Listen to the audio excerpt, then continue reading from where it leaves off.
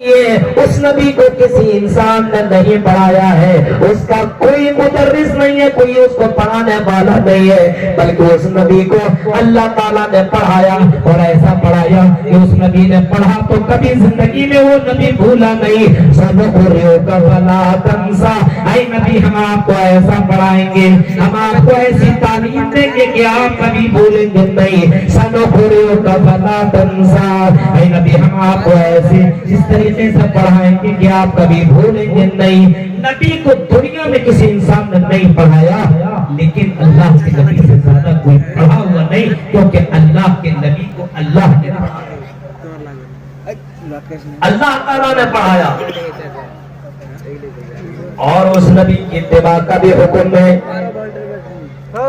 فرمایا اس نبی کی اتباع کرو جو نبی امی ہے، یجدونہ مکتوبا عندہم فی التوراۃ والانجیل، اس نبی کی اتباع کرو لوگوں جس کو تم انجیل کے اندر پاتے ہو، جس کو تم تورات کے اندر پاتے ہو، جس کو تم آسمانی گرنتوں کے اندر کتابوں کے اندر پاتے ہو، آسمانی کتابوں کے اندر جس کا تذکرہ موجود ہے، جس کی بھوشیواریاں آپ کو آسمانی کتابوں کے اندر ملیں گی، اس نبی کی اتباع کرو۔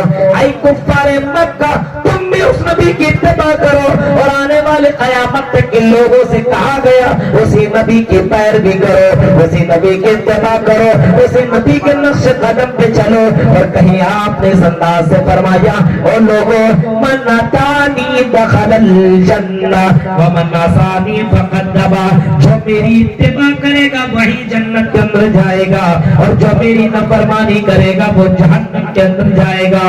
میری اتباع کر، اگر جنت میں جانا ہے تو میری اتباع کر، جہنم کے اندر جانا تو میری اتباع نہ کر، اپنے من کی بات کی مان۔ اگر تمہیں جہنم کے جانا ہے تو اپنے من کی بات کو مان لو، محمد رسول اللہ کی بات کو ماننے کی ضرورت نہیں ہے۔ وَيُزَكِّيهِمْ، وہ نبی تم کو گناہوں سے پاک کرتے ہیں، ایسا نبی ہمیں اور آپ کو ملا ہے۔ میرے بھائیو ذرا غور کیجئے کس طریقے سے گناہوں سے اللہ کے نبی نے لوگوں کو پاک کیا، اور چند سالہ زندگی میں ماحول بدل کر کے رکھ دیا۔ چند سالہ زندگی میں، 23 سالہ زندگی میں آپ نے ایسا ماحول بدلا، ایسی سوسائٹی بنائی اور ایسا سماج بنایا، اور اس طریقے سے لوگوں کے دلوں میں اللہ کی محبت ڈالی۔ جو زنا کرنے والے لوگ تھے، شراب پینے والے لوگ تھے، میرے بھائی اللہ کے نبی نے نصیحت اس طریقے سے کی، لوگوں کو اس طریقے سے بتایا کہ لوگ شراب کو چھونا گوارا نہیں کرتے تھے، شراب پینا گوارا نہیں کرتے تھے، زنا کرنے والے اس دور کے اندر بھی موجود تھے، زنا کے لیے وہ بھی پاگل ہو جایا کرتے تھے، ایک نہیں دو نہیں 10 20 لڑکیوں کے ساتھ زنا کیا جاتا تھا، اور لڑکیاں بھی چیزوں کو پسند کرتے تھے۔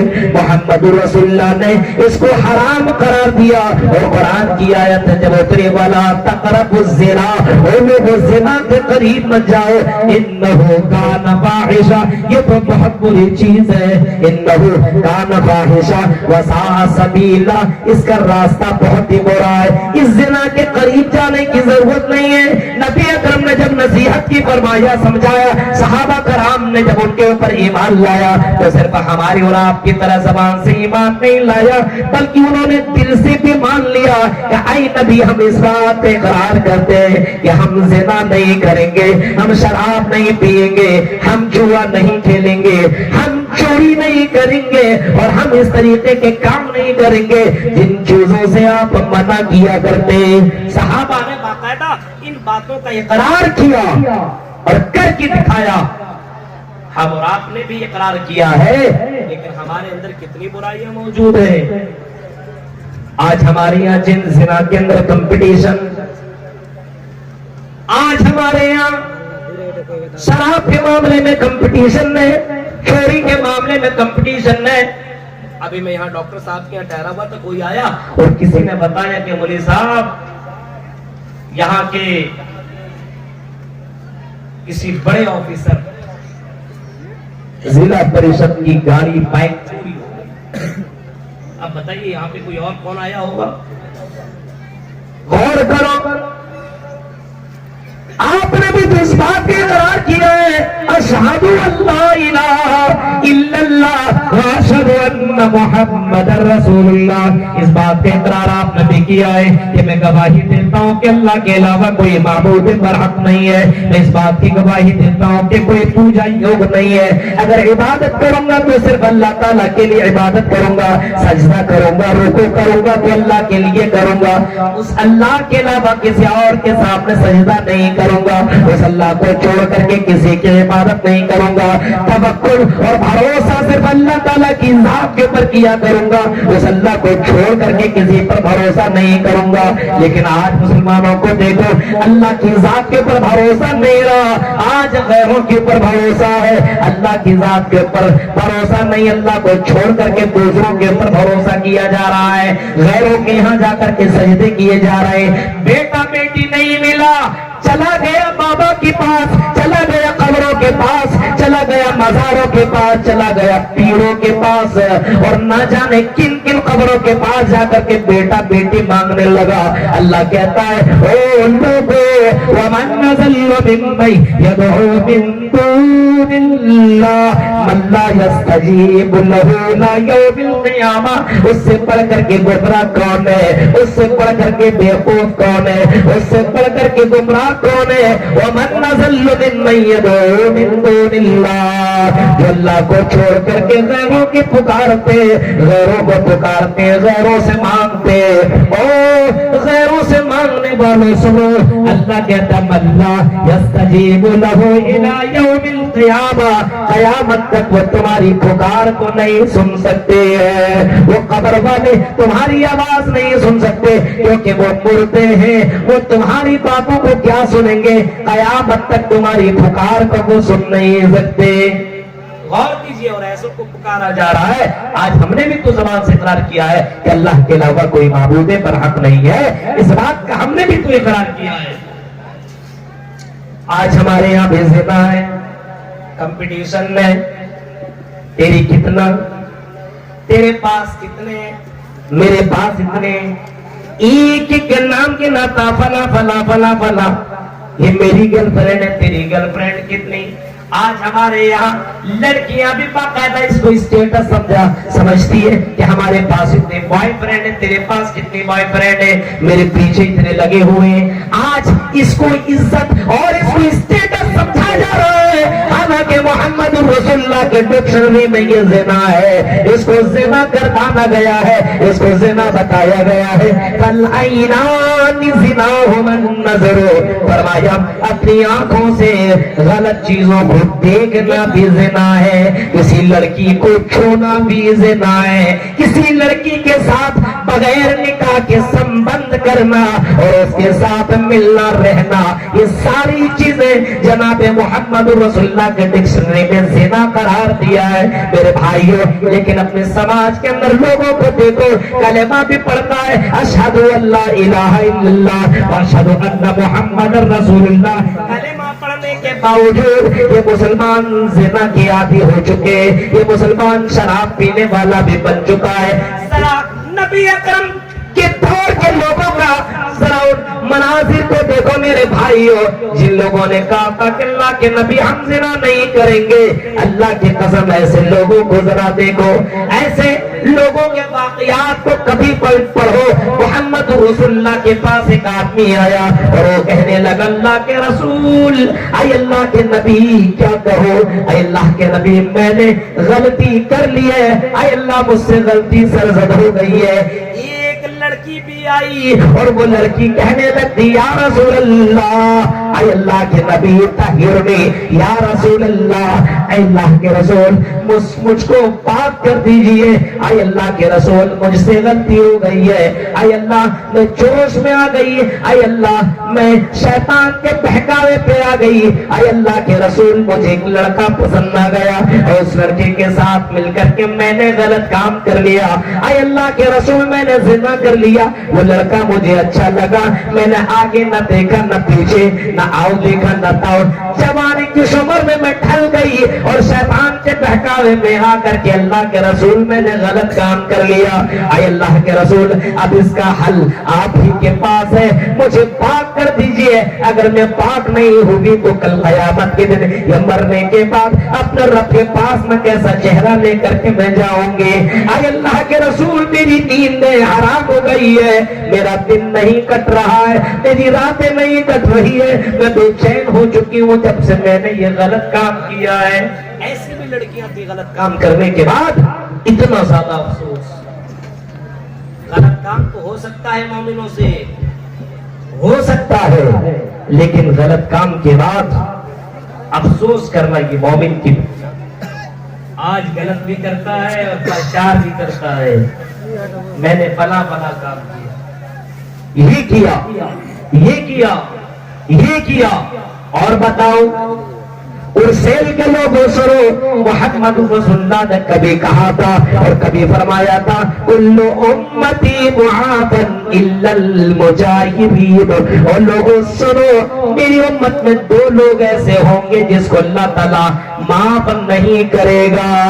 दो तरीके के लोग ऐसे होंगे जिसको अल्लाह ताला माफ नहीं करेगा, इल्लल मुजाहिरीन, जो गुनाह करने के बाद गुनाहों का प्रचार करता हो, जो ये कहता हो अमिलतुल बारिहत कज़ा व कज़ा, मैंने गुजरी हुई रात में मैंने ये किया, ये किया, ये किया, मैंने फला फला रात में ये किया, ये किया, ये किया।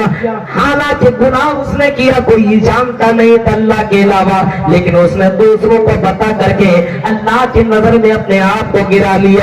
वो बताता है, समझता है कि मैंने बहुत ही बड़ा काम किया है, मैंने बहुत ही अच्छा काम किया है। बहुत से लड़कों को आप देखेंगे गलत काम किया है और प्रचार करता है, बहुत सी लड़कियों को आप देखिए गलत काम भी करती है, प्रचार भी। हालात देख रहे हैं, नबी के पास आई और कहने लगी, या रसूल अल्लाह मुझसे गलती हो। अफसोस करना ये मोमिनों की पहचान है। हजरत अब्दुल्लाह इब्न मसूद कहा करते थे, मोमिन वो है, इन्नल मोमिन यराज़ुरु बहू का अन्नहु काइदुन तहत जबल। मोमिन वो है, मर्दों या औरत, मोमिन की पहचान ये जब उससे कोई गलती हो जाया करती है, मोमिन की पहचान ये बताई गई। हजरत अब्दुल्लाह इब्न मसूद की डिक्शनरी में वो कहते हैं कि मोमिन वो है जो जिससे गलती हो जाए, गलती के बाद वो नादिम हो जाता है, वो शर्मिंदा हो जाता है, उसकी हालत खराब हो जाया करती है, आय अल्लाह मैंने गलती की है, और उसे अफसोस लगा रखता है कहीं ये पहाड़ मेरे ऊपर गिर न जाए, कहीं मलकुल मौत का फरिश्ता न जाए, और कहीं मैं मर जाऊं तो अल्लाह के पास कौन सा चेहरा लेकर के जाऊं। ये है मोमिन की पहचान। आप बताइए, हमारे यहाँ कितने लोग हैं गलतियां करते, कोई टेंशन नहीं, नमाज छोड़ रहे हैं कोई फिक्र नहीं, फजर की नमाज छोड़ी कोई फिक्र नहीं, ज़ुहर की नमाज छोड़ी कोई फिक्र नहीं, असर मगरिब इशा ये सारी नमाजें छोड़ने वाला चैन के साथ रात में वो कैसे सो सकता है। मेरे भाई जो वो मोमिन होकर के उसको रात में नींद कैसे आ जाया करती है, ये बात समझ में नहीं आती है। घर में कुरान मौजूद है लेकिन तिलावत नहीं कर रहा, उसको नींद रात में कैसे आ जाती है। हमारी यहाँ की लड़कियों को भी पर्दा घूमने में और घूम करके घर पहुंचने के बाद उसे नींद कैसे आती है। ऐसी लड़कियों के बारे में जिसको जैसे ऐसी लड़कियों के बारे में अल्लाह के नबी ने फरमाया था कि ऐसी लड़कियां जन्नत में नहीं जाएंगी, ऐसी लड़कियां जन्नत की खुशबू भी नहीं पाएंगी। इसके बावजूद, इन तमाम हदीसों के बावजूद हमारी यहाँ की लड़कियों को नींद कैसे। उस लड़की को देखो, गलती की, एहसास हुआ और पहुंची जनाब मोहम्मद रसूलुल्लाह सल्लल्लाहु अलैहि वसल्लम के दरबार में, और पहुंचने के बाद अल्लाह के नबी से कहती है, या रसूलुल्लाह मुझे पाक कर दीजिए। आपने कहा कि कैसे, मान लो तुमने ये गलत काम किया है, कैसी इस बात को मैं मान सकता हूँ तुमने ये गलत काम किया है। उसने कहा कि अल्लाह के नबी आपको मानना पड़ेगा, क्योंकि उस काम करने की वजह से मेरे पेट के अंदर एक बच्चे ने जन्म ले लिया है, मैं हामिला हो चुकी हूँ। अल्लाह के रसूल, हमल ठहर गया है, मुझे मालूम है कि मैंने गलत काम किया। अल्लाह के रसूल, अगर आपने सजा नहीं दी तो मैं उस जहन्नम की आग को कैसे बर्दाश्त करूंगी। ये दुनिया की आग जब बर्दाश्त नहीं कर पाती हूँ तो मरने के बाद जहन्नम की आग को मैं कैसे बर्दाश्त करूंगी।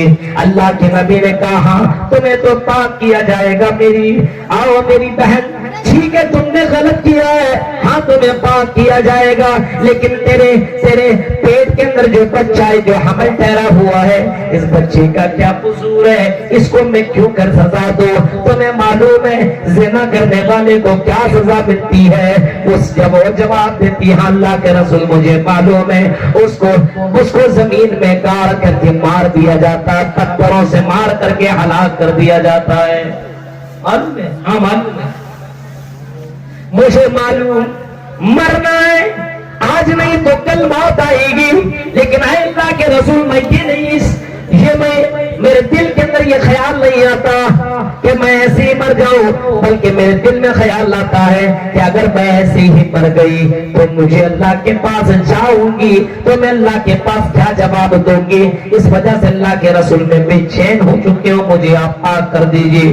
آپ نے فرمایا جب تم بچے کو جنم دے لو پھر میرے پاس تم آنا، پھر میں تمہارے اوپر وہی قانون نافذ کروں گا جو قانون زنا کرنے والے کے اوپر نافذ کیا جاتا ہے۔ وہ لڑکی گئی اور جب اس نے بچے کو جنم دے لیا، وہ عورت وہ لڑکی پھر آئی اللہ کے رسول کے پاس بچے کو لے کر کے، اللہ کے رسول اس بچے کو میں جنم دیتی ہے، اللہ کے رسول اب پاک کر دیجیے۔ آپ نے فرمایا ٹھیک ہے میں تمہیں پاک کر دوں گا، لیکن بتاؤ بہن اگر تم آج مر گئی اس بچے کی دیکھ ریکھ کون کرے گا؟ اس کو دودھ کون پلائے گی؟ کون ہے جس کو دیکھ ریکھ کرے؟ کوئی ہے تمہاری نظر میں؟ کہا کہ نہیں۔ آپ نے فرمایا جب بچہ کھانے پینے کے لائق ہو جائے تب نہ جاؤ، ابھی وہ عورت گئی اور اس بچے کو دودھ پلاتی رہی 2 سال تک۔ جب بچہ کھانے پینے کے لائق تک بن گیا، جب اللہ کے نبی کے پاس پھر وہ تیسری بار آتی ہے اور کہتی ہے رسول اللہ، اے اللہ کے نبی اب تو یہ بچہ کھانے بھی لگا ہے، اب مجھے پاک کر دیجئے، مجھے برداشت نہیں ہوتا ہے۔ اللہ کے نبی نے اس بچے کو لیا اور آپ نے صحابہ کے درمیان میں اعلان کیا کہ لوگوں کون ہے جو اس بچے کی کفالت کرے گا؟ کون ہے جو اس بچے کی دیکھ ریکھ کرے گا؟ اور آپ نے ایسے موقع پہ فرمایا تھا انا وکافل الیتیم کہاتین فی الجنہ، انا وکافل الیتیم کہاتین فی الجنہ، جو یتیموں کی کفالت کرتا ہو، جو یتیموں کی دیکھ ریکھ کرتا ہو میرے ساتھ جنت میں ایسے ہوگا۔ آپ نے دونوں انگلیوں کو ملا کر کے بتایا کہ جو یتیموں کی کفالت کرنے والا ہوگا وہ میرے ساتھ جنت میں رہے گا اور میرے ساتھ جنت میں ایسے رہے گا۔ ایک انصاری صحابی آگے بڑھے، اس نے بچے کو لیا اور کہنے لگا یا رسول اللہ، اے اللہ کے نبی میں اس بچے کی کفالت کروں گا۔ اللہ کے نبی نے اس عورت کے اوپر قانون نافذ کر دیا اور اس عورت کو زمین کے اندر گاڑ کر کے مار دیا گیا، پتھروں سے ہلاک کر دیا گیا۔ اس عورت کو اس بات کی ذرہ برابر پرواہ نہیں کہ اس کو مار کر کے ختم کر دیا گیا، اس کو اس بات کی خوشی تھی کہ مجھے دنیا کے اندر قانون، مجھے دنیا کے اندر سزا مل گئی، میں جہنم کی سزا سے بچ گئی ہوں۔ میرے پیارے ساتھیوں غور کرو، تصور کرو، پہلے کے زمانے میں اگر کوئی غلط کام کر لیا کرتا تھا یا کر لیا کرتی تھی تو اپنی زندگی میں اتنا زیادہ وہ افسوس کیا کرتی تھی، اتنا زیادہ وہ شرمندہ ہوا کرتے تھے کہ دوبارہ وہ کام کرنے کی ضرورت نہیں کیا کرتی تھی۔ ادھر کے علاقے میں اور اکثر جگہوں پہ میں نے جلسوں میں دیکھا ہے کہ آج کل ہمارے یہاں جلسوں میں لڑکے اور لڑکیاں پہنچتے تو ہیں لیکن جلسہ کم سنتے ہیں اور جلسہ دیکھنے زیادہ آتے ہیں، جلسہ زیادہ دیکھنے آتے ہیں۔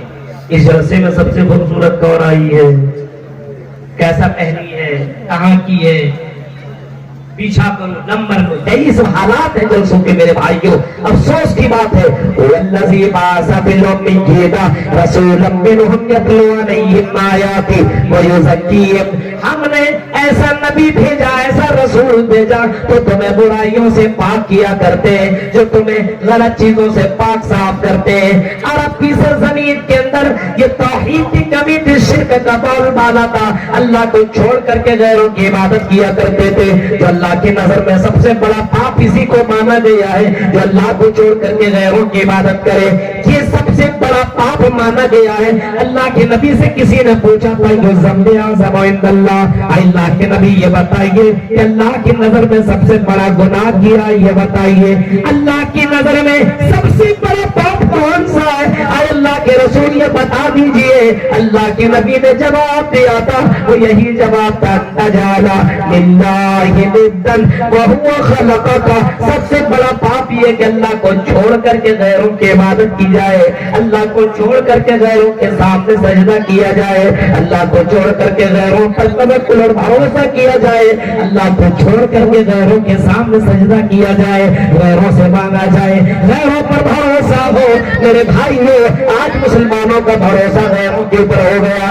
آج روزی روٹی کے چکر میں لوگوں نے رزاق کو چھوڑ بیٹھا ہے۔ فجر کی نماز جائے لیکن دکانداری نہ جائے، عصر کی نماز جائے لیکن دکانداری نہ جائے۔ میرے بھائیو، ظہر کی نماز جائے لیکن کھیتی باڑی نہ جائے۔ آج ہم نے روزی روٹی کے اوپر توکل کر لیا ہے، اللہ کی ذات کے اوپر بھروسہ نہیں کیا ہے، اللہ کی ذات کے اوپر توکل نہیں کیا ہے، جو تمام لوگوں کا مالک ہے، رزاق ہے، جو سب کو روزی روٹی دینے والا ہے۔ اللہ کی ذات کے اوپر بھروسہ کرو، توکل کرو۔ میرے بھائیو، اللہ کے اوپر یقین رکھو، یہ سب سے بڑی عبادت ہے توحید، اس کو اپنی زندگی کے اندر قائم رکھو، شرک کے اوپر زندہ مت رہو۔ آج مسلمانوں کے اندر شرک نے جنم لے لیا ہے، اللہ کے ذات کے اوپر بھروسہ نہیں ہے، اسی وجہ سے ہمارے سماج کے اندر بہت ساری برائیوں نے جنم لے لیا ہے، بہت سی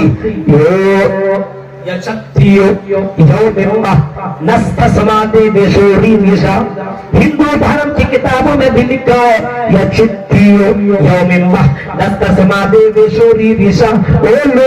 اسی سے مانگو، اسی ایک اللہ سے مانگو، اسی ایک بھگوان سے مانگو، وہی دینے والا، اس کے علاوہ کوئی کچھ بھی نہیں دے سکتا۔ نستسما دیویشوری دیشا، ذرہ برابر پر بھی تمہیں کچھ بھی نہیں دے سکتا ہے، کچھ بھی نہیں۔ کیوں نہیں دے سکتا؟ کیونکہ یہ خود کمزور ہے، خود لاچار ہے، مجبور ہے، یہ تمہیں کیا دیں گے؟ ذوق الطالب والمطلوب، مانگنے والا بھی کمزور، جس سے مانگا جا رہا ہے وہ بھی کمزور۔ آج کمزور سے مانگ رہا ہے، آج کمزوروں سے مانگا جا رہا ہے۔ میرے پیارے ساتھیوں، غور کرو، اسی وجہ سے اللہ کے نبی صلی اللہ علیہ وسلم نے وہاں لوگوں کے دلوں کے اندر توحید کی روشنی ڈالی اور آپ نے فرمایا، لوگوں اللہ کے اوپر توکل کرو، بیٹا بیٹی دینے والا وہی ہے، اسی سے مانگو، اسی اللہ کے ذات کے اوپر بھروسہ کرو۔ اور یہ بھی عقیدہ رکھو کہ اگر تمہیں موت آنی ہے تو دنیا کی تمام طاقتیں مل جائے، تمہیں اس موت سے بچا نہیں سکتی ہے، تم اس موت سے بھاگ نہیں سکتے ہو، بچ نہیں سکتے ہو۔ دنیا کے تمام بڑے بڑے ڈاکٹر تیرے پیچھے لگ جائے، تمہیں بچانا چاہے، بچا نہیں سکتے، کیونکہ اللہ تعالیٰ اگر تمہیں مارنا چاہتا ہے اور اگر اللہ تعالیٰ تمہیں بچانا چاہتا ہے، دنیا کی ساری طاقتیں تمہیں مارنا چاہے تو تمہیں مار نہیں سکتی ہے۔ یہی عقیدہ مسلمانوں کا ہونا چاہیے۔ آج مسلمانوں کے دلوں کے اندر صرف اللہ کا ڈر ہونا چاہیے، اللہ کے اوپر توکل و بھروسہ ہونا چاہیے۔ عزت اور ذلت کا مالک اللہ تعالیٰ کی ذات ہے، اس اللہ کے اوپر توکل بھروسہ کرو۔ آج بھی مسلمانوں اگر تم ذلیل ہو، رسوا ہو، تو میرے بھائیو، یہ ذلت بھی زندگی سے جا سکتی ہے۔ اللہ کی ذات کے اوپر توکل کرو، بھروسہ کرو، کیونکہ قرآن آج بھی وہی آیت آپ کے قرآن کے اندر موجود ہے۔ قرآن جھیک کر کے کہتا ہے، وَلَا تَهِنُوا وَلَا تَحْزَنُوا وَأَنتُمُ الْأَعْلَوْنَ إِن كُنتُم مُّؤْمِنِينَ۔ اے مومنو، تم غم نہ کرو، اے مومنو تم افسوس نہ کرو، اے مومنو تمہیں افسوس کرنے کی ضرورت نہیں ہے۔ انتم الأعلون، تمہاری حکومت رہے گی، سر بلندی تمہاری رہے گی، شرط یہ کہ مومن بن جاؤ۔ ان کنتم مومنین، مومن تو بڑھو، دیکھو تمہیں حکومت ہم دیتے۔ آج مومن کہاں ہے؟ اذان سننے کے بعد آپ اپنے مسجدوں کا جائزہ لیں، آپ کے مسجدوں کے اندر کتنے لوگ نمازی ہیں، ذرا دیکھو، اپنے گاؤں کا جائزہ لیں، کتنی لڑکیاں پردے میں گھوما کرتی ہے، ذرا اپنے گھروں کا جائزہ لیں، کتنے لوگ آپ کے گھر کے اندر نماز پڑھ رہے ہیں۔ اللہ کے نبی نبی صلی اللہ علیہ وسلم نے کبھی فرمایا تھا اذا تبایعتم بالعینا واخذتم اذناب البقر ورضیتم بالزرع وترکتم الجہاد سلط اللہ علیکم ذلا لا ينزعه حتی ترجعوا دینکم حتی ترجعوا الى دینکم. اللہ کے نبی صلی اللہ علیہ وسلم نے فرمایا تھا لوگوں سنو، آئی دنیا کے لوگوں سنو، اذا تبایعتم بالعینا جب تم سودی کاروبار کرنے لگو گے، سودی حرام خوری. آج دیکھ رہے ہیں سودی کاروبار بہت زیادہ ہے.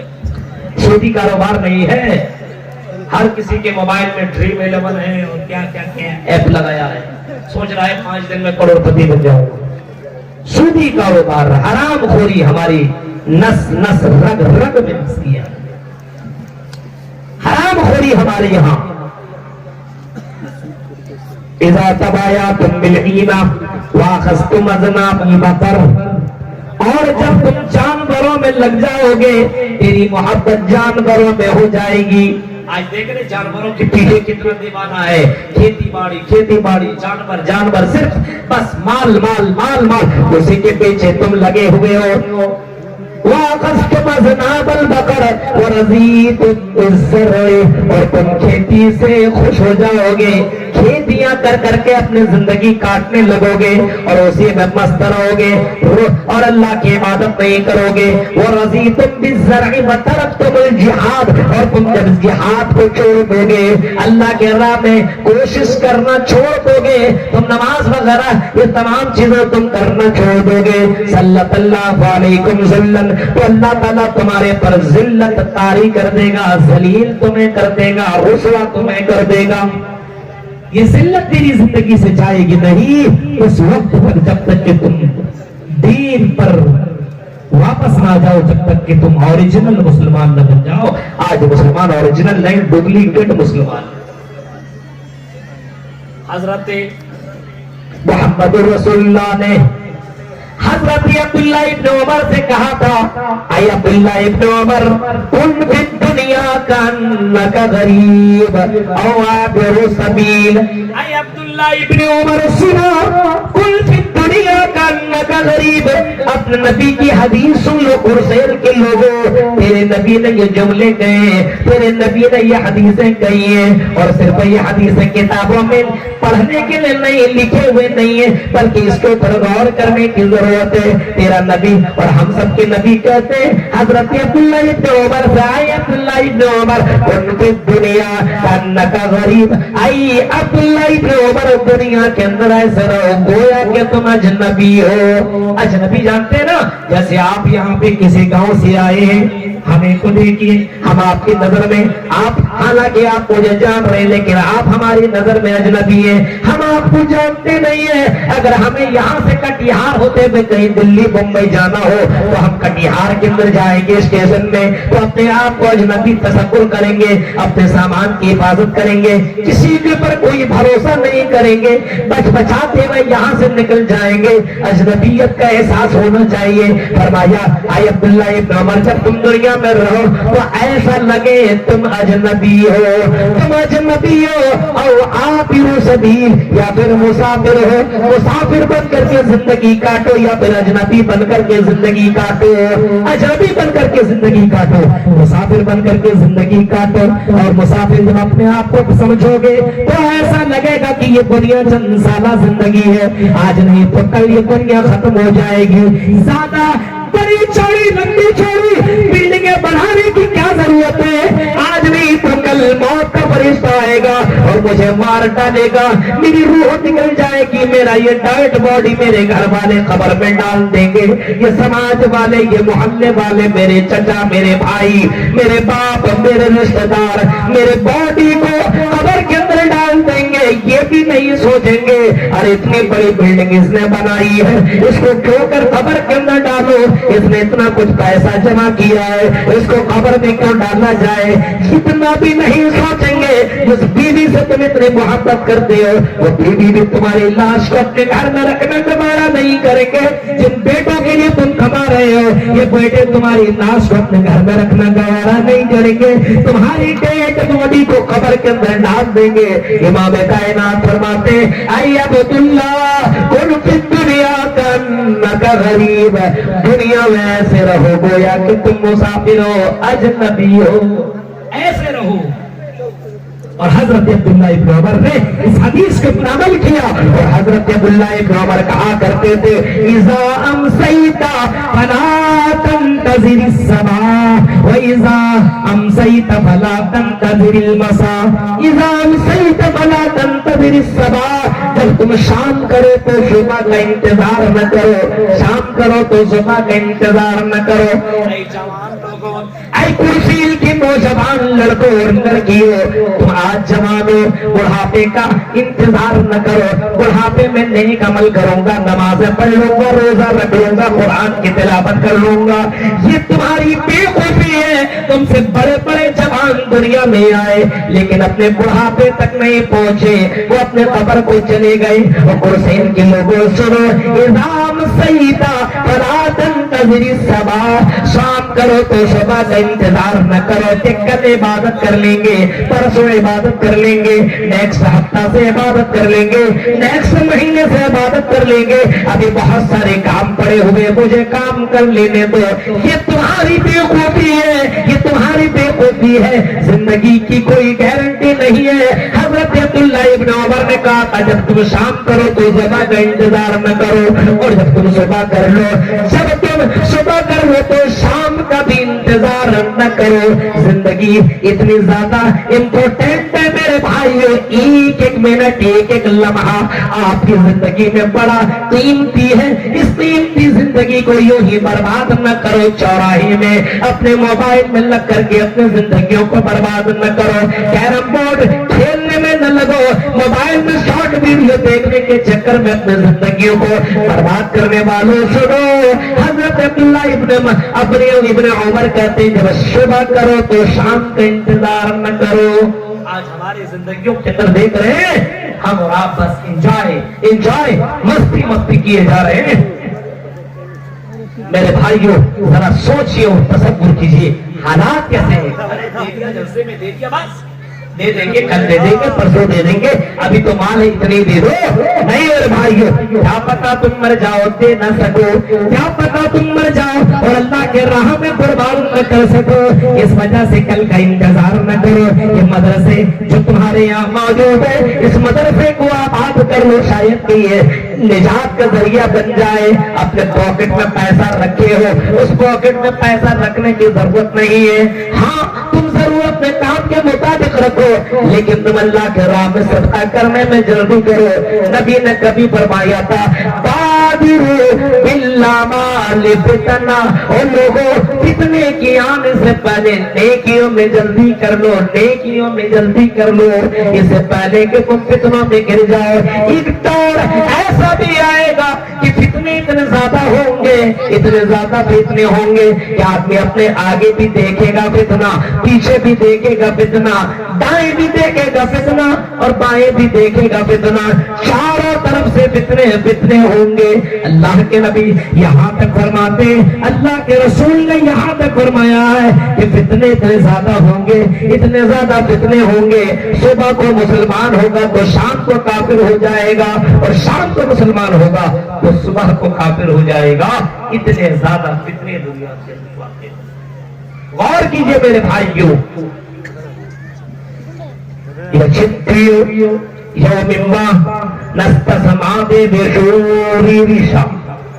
ایک اللہ کی عبادت وہی دینے والا ہے، اس کے اوپر بھروسہ کر لو بس۔ حرام روزی نہ کماؤ، رزق حلال کماؤ، رزق حلال کماؤ، کیونکہ رزق حلال اگر تم کماؤ اور رزق حلال کماؤ، کھاؤ، اپنے بچوں کو کھلاؤ، یہی رزق حلال اگر کھاؤ گے، عبادت کرو گے تو قبول ہوگا۔ رزق حرام کمانے والوں اور اپنے رزق حرام سے اپنے بلڈنگیں بنانے والوں، بہت سے لوگ دنیا میں آپ کو حرام خور ملیں گے، اور غریبوں اور یتیموں کا پیسہ کھانے والے آپ کو ملیں گے۔ ایسے لوگ دنیا کی نظر میں تو بڑے ہو سکتے ہیں لیکن اللہ کی نظر میں بڑے نہیں ہیں۔ اللہ کی نظر میں یہ بہت ہی زیادہ چھوٹے، بہت ہی زیادہ چھوٹے، اور اتنے چھوٹے کہ اگر وہ دعا مانگے، اگر وہ اللہ کے سامنے گڑ گڑائے پھر بھی ان کی دعائیں اللہ سنے سنے گا نہیں۔ محمد رسول اللہ کہتے ہیں ایک بندہ اللہ کے راہ میں آتا ہے، اللہ کے گھر میں آتا ہے اور چیخ کر کے کہتا اللہ یا ربی یا ربی یا ربی یا ربی، اے اللہ مجھ سے یہ غلطی ہوئی، اے اللہ میری یہ بات تو سن لے، اے اللہ میری یہ دعا سن لے۔ اللہ کے نبی کہتے ہیں اس کی دعا کو اللہ کیسے سنے گا؟ مطعمہ حرام وملبسہ حرام وغذی بالحرام فأنا یستجاب لذلک۔ اس کی دعا کو اللہ تعالیٰ کیسے سنے گا؟ اس کی دعا کو اللہ تعالیٰ کیسے سنے گا؟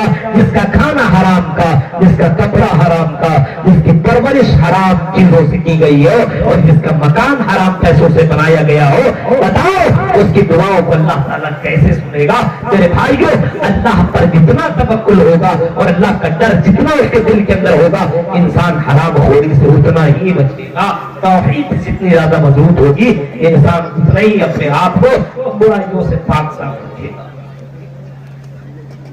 تو اللہ کے نبی نے اس دور کے اندر برائیوں کو اس طریقے سے ختم کیا، زناکاری کو اس طرح ختم کیا۔ معلوم ہے ایک نوجوان آدمی آئے اللہ کے رسول کے پاس، امام احمد ابن حنبل نے اس واقعہ کو نقل کیا ہے، اور وہ نوجوان آدمی کہتا اللہ کے رسول مجھے زنا کرنے کی اجازت دے دیجیے۔ آپ نے کہا کیا کہہ رہے ہو؟ زنا کرنے کی اجازت؟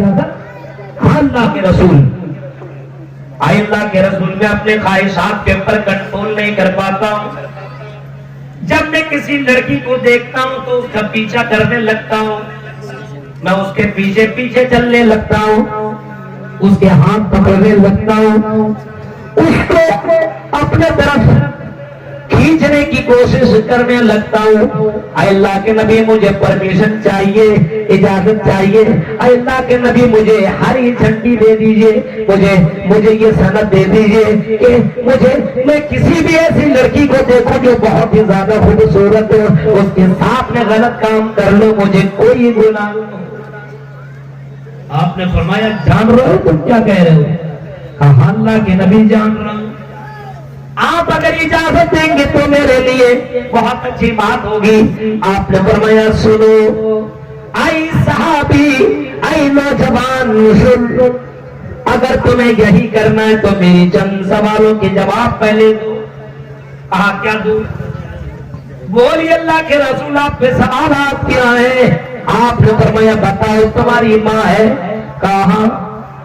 کہا کہ یہ بتاؤ کوئی تمہاری ماں کے ساتھ زنا کرے، تم کیا زنا کرنے کی اجازت دو گے؟ تمہارا ریاکشن کیا ہوگا؟ کہا اللہ کے نبی میری ماں کے ساتھ کوئی زنا کرے میں کیسے برداشت کروں؟ تلوار لوں گا اور اس کی گردن میں اڑا دوں گا، اس کو دنیا کے اندر زندہ رہنے نہیں دوں گا، اس کو 2-4 ٹکڑوں میں بانٹ کر کے میں رکھ دوں گا۔ کہا کہ اگر تمہاری بہن کے ساتھ کوئی زنا کرے تو بتاؤ تمہارا ریاکشن کیا ہوگا؟ کہنے لگا اللہ کے نبی میری بہن کے ساتھ کوئی زنا کرے، میری بہن کو پکڑے چھیڑے، میری بہن کے ساتھ غلط کام کرے تو اللہ کے نبی میں اس کو زندہ نہیں رہنے دوں گا، ایک پل تک میں اس کو زندہ نہیں رہنے دوں گا، اس کو بوٹی بوٹی کر کے رکھ دوں گا، اس کو زمین میں گاڑ کر کے پھینک دوں گا۔ کہا کہ اگر یہی معاملہ تیرے رشتہ دار کے ساتھ کیا جائے، تیری چچی کے ساتھ، تیری خالہ کے ساتھ، تیری موسی کے ساتھ، تیری بیوی کے ساتھ، تیری بہن کے ساتھ اور رشتہ داروں کے ساتھ یہی کام کیا جائے جس چیز کی پرمیشن تم مانگ رہے ہو، کیا تمہارا ریاکشن ہوگا بتاؤ؟ وہ کہتا اللہ کے نبی اگر میں جان لوں میرے رشتہ دار کے ساتھ اس نے یہ کام کیا ہے اور اس کو چھیڑا، اس کے ہاتھ کو پکڑا ہے، اس کے جسم پہ اپنا ہاتھ لگایا ہے، اس کو میں زندہ نہیں رہنے دوں گا، اس کو میں ٹکڑے ٹکڑے کر دوں گا، یہ میں برداشت کر نہیں سکتا ہوں۔ کہا کہ یہی کرو گے؟ کہا کہ ہاں۔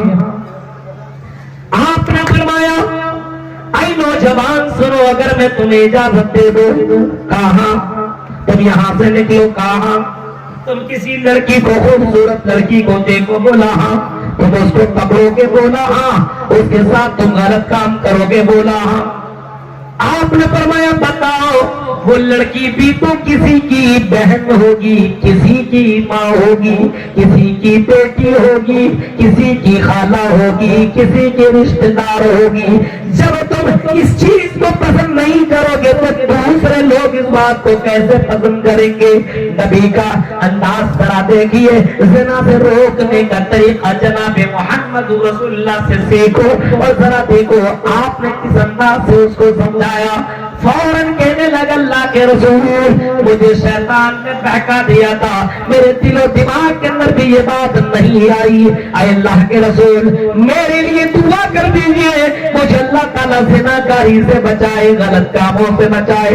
آپ نے اپنے دست مبارک اس کے سینے پہ رکھا اور آپ نے دعا مانگی، نظریں آسمان کی طرف کی اور آپ نے دعا مانگی، اللہم طہر قلبہ وحسن فرجہ۔ اے اللہ اس کے دل کو صاف کر دے، پاک کر دے۔ اے اللہ اس کی شرمگاہ کی حفاظت فرما۔ راوی حدیث لکھتے اللہ کے نبی صلی اللہ علیہ وسلم کی اس دعا کے بعد اس نوجوان کے سامنے کئی خوبصورت لڑکیاں آئی، لیکن اس نوجوان نے کبھی بھی پلٹ کر کے لڑکیوں کی طرف نہیں دیکھا۔ غور کرو میرے بھائیوں، جو راستہ تم اپنا رہے ہو اور جن لڑکیوں کے پیچھے تم جلسوں میں بھاگتے ہو اور دوسری بہنوں کے اوپر نظریں دوڑاتے ہو، کبھی کبھی سوچ لو میری بہن کے ساتھ بھی یہ معاملہ ہو سکتا ہے، میری بیٹی کے ساتھ بھی یہ معاملہ ہو سکتا ہے، میری رشتہ داریوں کے ساتھ یہ معاملہ ہو سکتا ہے۔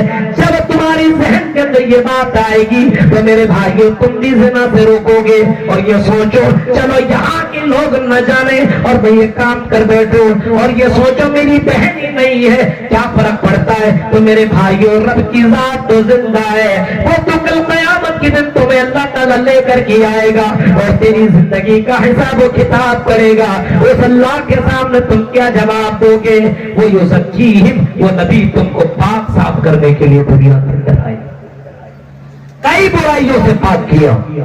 شراب کی لت اتنی زیادہ تھی عرب کی سرزمین کے اندر، شراب کے بغیر کوئی نہیں رہ پاتے تھے۔ ابھی موبائل کے اوپر پابندی لگا دو ہے کوئی موبائل نہیں چلائے گا۔ اے مولوی صاحب اپنے بھاشن اپنے پاس رکھ، ہم بیوی چھوڑ سکتے لیکن موبائل نہیں چھوڑ سکتے، کیونکہ آج موبائل کا نشہ اتنا زیادہ ہے کہ موبائل کے بغیر آدمی رہ نہیں پا رہا ہے، موبائل چاہیے۔ ایک بیٹے نے تو اپنے باپ سے کہا مجھے موبائل دلاؤ، باپ نے کہا بھی پڑھ، موبائل بھی دے دیں گے تو برباد ہو جائے گا۔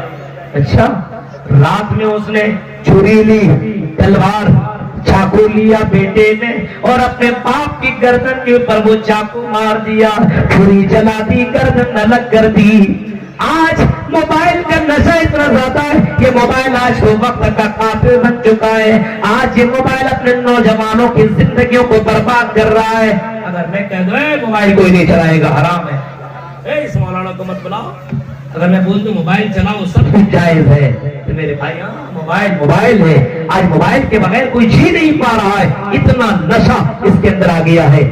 یہ ایسی نشہ ہے کہ موبائل چلا رہا ہے، آزان ہو رہی ہے، کوئی فکر نہیں ہے، سامنے سے باپ آ رہا ہے کوئی فکر نہیں، بھائی گزر رہا ہے، بہن گزر رہی ہے، کوئی ٹینشن، ایسا لگا ہوا ہے میرے بھائیوں، اتنا زیادہ موبائل سے چپکا رہتا ہے۔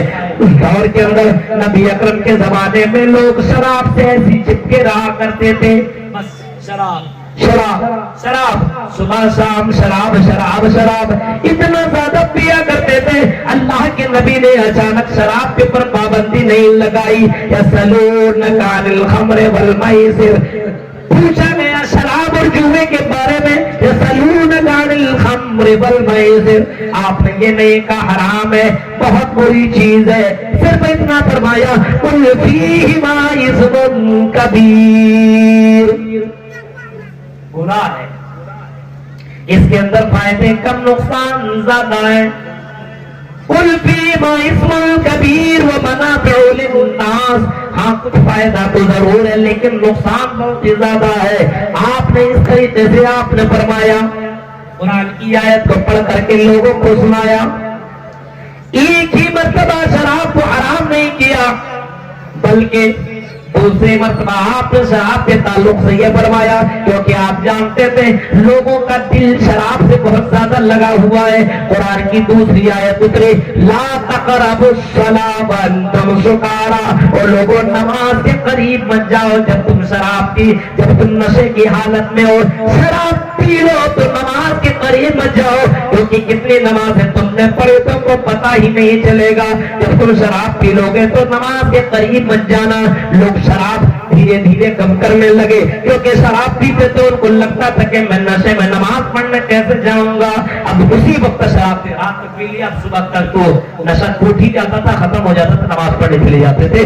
नमाज पढ़ करके आए, फिर शराब पी ली, उसके बाद जोहर तक नशा चला जाता था, खत्म हो जाता था, फिर जोहर की नमाज पढ़ ली। अब जोहर के बाद नहीं पीता था, अभी तो फौरन असर की नमाज हो जाएगी, असर के बाद मगरिब तक नहीं पीता था। धीरे धीरे शराब से छूटने लगे, यहाँ तक के अल्लाह के नबी सल्लल्लाहु अलैहि वसल्लम के ऊपर कुरान की जब ये आयत उतरी, इन्नमल खमरु वल मैसिरु वल अंसाबु वल अज़लामु रिज्जुम मिन अमलिश शैतान, कुरान की आयत उतरी तो एक सहाबी, एक ऐलान करने वाला ऐलान करता है मोहम्मद रसूलुल्लाह की इजाजत से।